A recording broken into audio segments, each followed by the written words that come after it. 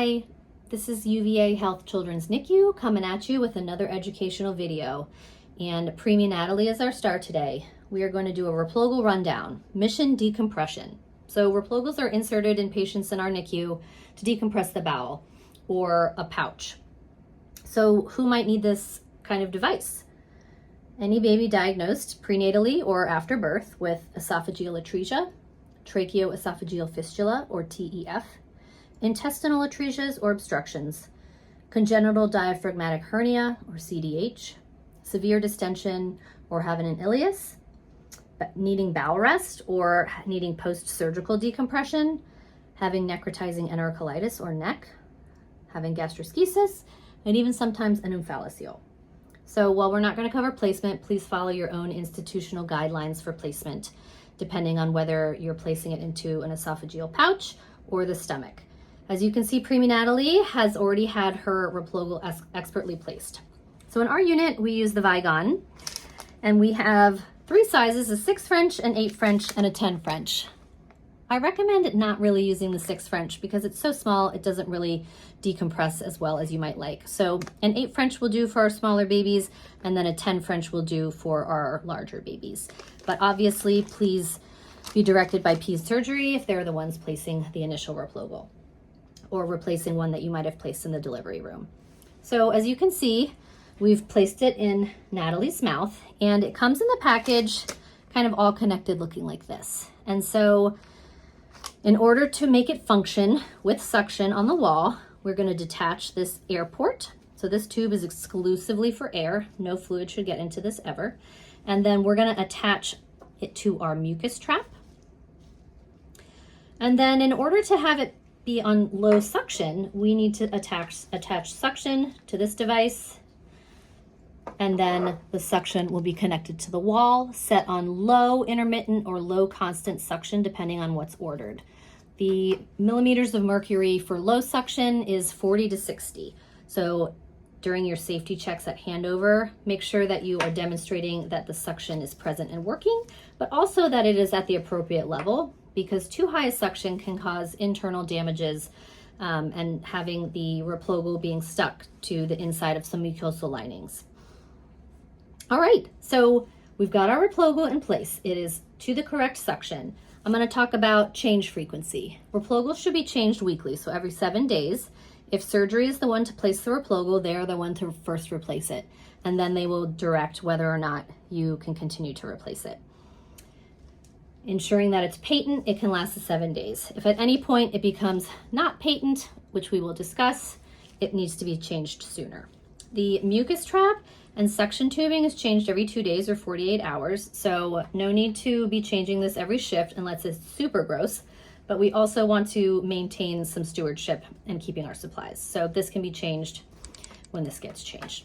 So hopefully you've got some fluid output coming. You want to keep track of the volume, the consistency, the color, and notice any changes and notify your LIP if something's different. If you notice decreased output all of a sudden, increased abdominal distension, increased output, decreased output, anything that's a change. Some physicians and nurse practitioners may opt to do some fluid replacement depending on how much is coming out of this patient. So while this is working, you're going to be going along your assessment, and you need to make sure that it's actually in the right place. So in order to check placement, it's just like an OG tube where you will listen over the left upper quadrant of the stomach with any type of syringe that can instill air. You only need to do this once a shift, as we are not usually instilling things into the Replogle. So in order to do that, you can disconnect here at this kind of grayish black connector and either use a Toomey syringe with just a few mLs of air and then listen in the stomach. If it's in the stomach, if it's in the esophagus, you don't need to do that.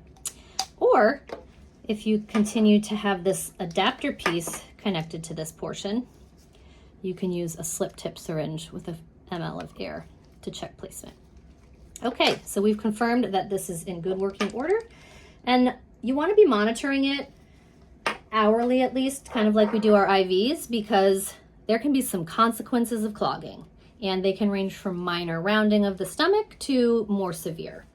So some minor things, you might start seeing some old blood or blood coming out of here, that could indicate that there might be some trauma happening inside based on your suction level, or it might be adhering to a wall. So that can cause a pressure injury and perforation if not addressed. Also, the baby can get increased abdominal distension if this stops working, which then provides more pressure to the lung fields, which could increase work of breathing, oxygenation needs, need for respiratory support, can cause vomiting, which is an aspiration risk, and obviously agitation. And then as a whole body, it can cause a fluid and electrolyte imbalance, because when you have a Replogle, you need to maintain accurate intake and output. And so if you're not getting as much out, you might not be putting as much in that you should, and you could get some imbalances that could lead to future problems. So it's important to stay vigilant and to make sure that your connections are secure and it's functioning. So when you're checking, you just want to make sure that your fluid is coming out and that you can see it working. If it's working, no need to intervene. If at any point you see the fluid inside the tube, either kind of just moving back and forth like it's stuck, or you don't see any movement when the intermittent suction pulls, you've got a problem or a potential problem. And there are a few steps to kind of troubleshoot. So you can do this one of two ways. Again, you can use the Toomey syringe attached to this gray-brown port here, or you can use a slip tip syringe that's attached to this adapter. It doesn't matter, as long as this port stays open to air and doesn't get fluid in it. As soon as there's fluid in this port, it's compromised, which means that you have to replace the tube. Some nurses are reporting that if they instill a little air with a Toomey syringe, because they've only seen a little bit of fluid, they're able to kind of salvage the Replogle. So feel free to try that. Just no fluid goes in this line. Air in and air out only. So I'm gonna try this little air technique with my slip tip. I don't see my fluid moving really well. Sorry, the tape does not stick very well to Natalie. I'm gonna instill a little bit, and then I'm immediately going to connect it back to the suction so that our suction backfill pressure is regulated. If nothing works, bummer. I go to step 2 of troubleshooting. If it works, great, yay, I've solved the problem. Step 2 is an irrigation. So you can grab a saline syringe. Saline is more isotonic for the bowel, so it's the preferred irrigation fluid, but you can also squirt a pink bullet into a medicine cup and draw it out with either one of these syringes if that's what you prefer.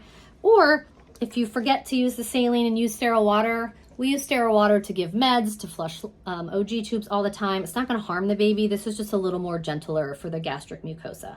So you're not gonna instill this whole syringe, so don't get syringe happy, but you're going to put a little bit of fluid in, and again, try to clear your line, and then again, hook it back to the suction and see if it can suction out with the regulated suction pressure. Darn, that didn't work either. Something must be wrong, or these secretions are super thick. So I've tried doing 2 things. I'm gonna try the third thing, which is to manually pull back and see if I can unclog it manually. Since this is not the first line, because we don't know how much pressure we're generating when we're pulling back here, and we could be sucking against a wall. But if you tried the other 2 things, this is kind of your third step in line, is to kind of pull back and see what you can do. Then we can try connecting again if you feel like you've got things maybe moving. Some babies may require this more frequently than others, depending on how thick their secretions are. So if you've got a baby with really tenacious secretions, you may be doing this every hour to 2 hours with 1 to 2 mLs of saline. Just make sure when counting your output that you accurately reflect the 2 mLs are not actually baby's output. So subtract that from what actually comes out of baby. If after all this troubleshooting, your manual pressure, you still cannot unclog the tube or figure out why it's not working, it's just time to change the tube.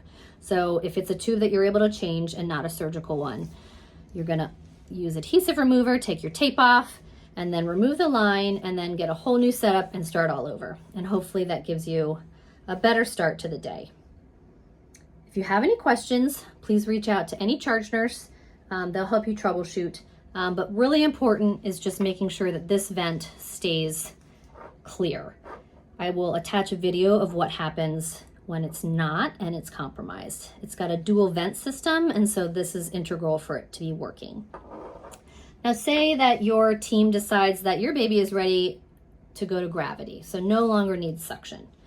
It's a really easy process. You turn off the suction at the wall, you unplug your suction tubing, adios.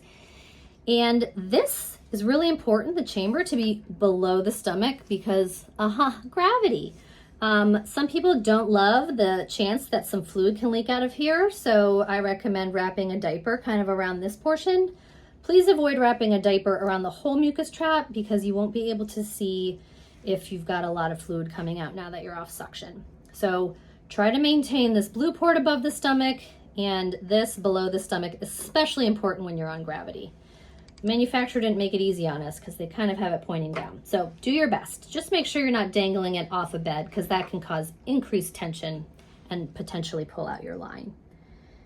Thanks so much.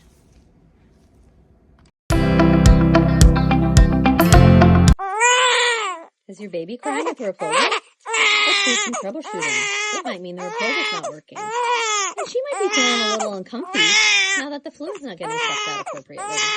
And look what we have here. We have an air port with fluid in it, which means it's compromised and needs to be replaced.